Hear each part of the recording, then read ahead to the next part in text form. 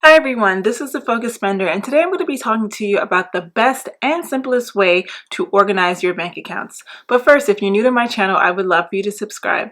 My channel is all about getting out of debt, staying out of debt, organizing your finances, and increasing your net worth.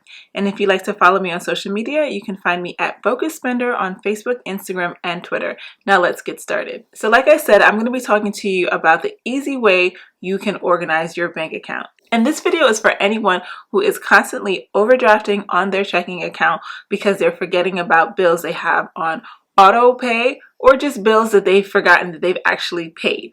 Or that person who has one big fat giant bank account, but they're not sure how much money they actually can use for a special occasion or something they need to pay for because they have all of their money lumped together, whether it's the money for their bills, the money for their day-to-day spending, and their savings. This video is also for that person who has a confusing way of organizing their accounts. So we all know that person that has this checking account for these 2 bills, that checking account for these 3 other bills, but then they also have a savings account that they're using to put aside for their student loan payments. So when the bill comes due, they then have to transfer, whatever amount of money from that savings account to this checking account to pay this bill on time. If they don't do everything perfectly on time, everything falls to pieces. I know people like that, and as confusing as it was for me to try and say it to you, that's how it is for them trying to keep everything all together. So I'm going to use my whiteboard to walk you through exactly how I organize my bank accounts in a super simple, easy to use way. And I've been doing this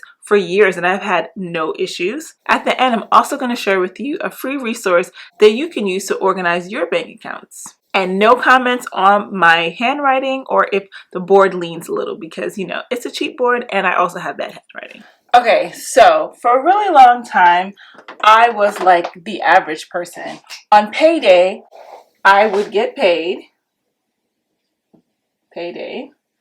and my money would just go into one checking account.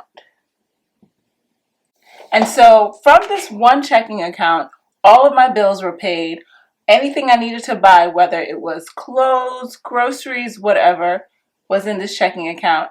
And any money that I was saving was also in this checking account, meaning I didn't really know what was going on because I just had one big mass of money, but I was fine with it because it was a lot of money. I was like, oh, I have a lot of money, but I couldn't really make any real decisions on what I needed to do with my money. So I decided, all right, this is not going to work. I need to have a savings account. So I put my money into a checking account and a savings account. And so this solved the problem of me not having a place to save my money. So I remember at that time, I just took a lump sum of money and threw it into my savings account. And anytime my checking account started to get too large, then I would just move money into my savings. But it didn't control for the fact that I needed to really carefully watch how I was paying my bills and making sure I had enough money to, one, pay the bills and then to live off of. And I realized, okay, this is not working. So around the same time, I opened up a bank account with Capital One, but I didn't really use it. So then I said, okay, what I would do, I would have my Capital One and I would split it into a checking and a savings account. So then I had some bills coming from this one checking account. Then I had some other bills and then coming from this checking account over here, and then I had, my general savings. And then I realized this still isn't working because I'm paying some bills from my checking account over here. I'm paying some other bills from my checking account over there. And then I'm saving some money over here.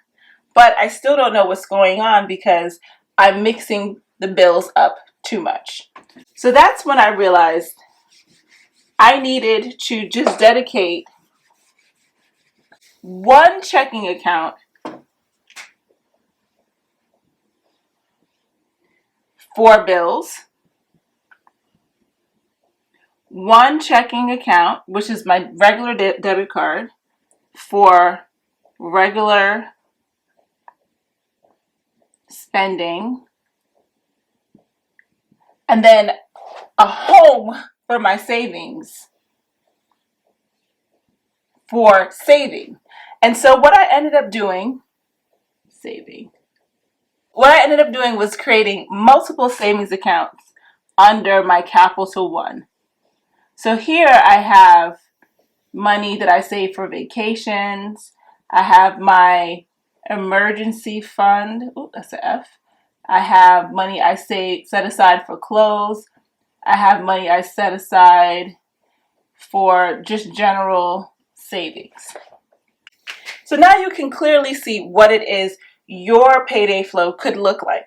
You can have one bucket of money that goes for your bills. So for this debit card, for this checking account, I have a checkbook, I have a debit card. I don't even carry this debit card with me because I don't ever need it. The money that's in this checking account is only to pay my bills. So it just stays at home. I never have to worry about someone stealing it, hacking it, because it's home. It's never going to get touched. I actually could just cut it up, but whatever. Then I have my regular spending debit card that I carry with me all the time, and that's how I spend my money.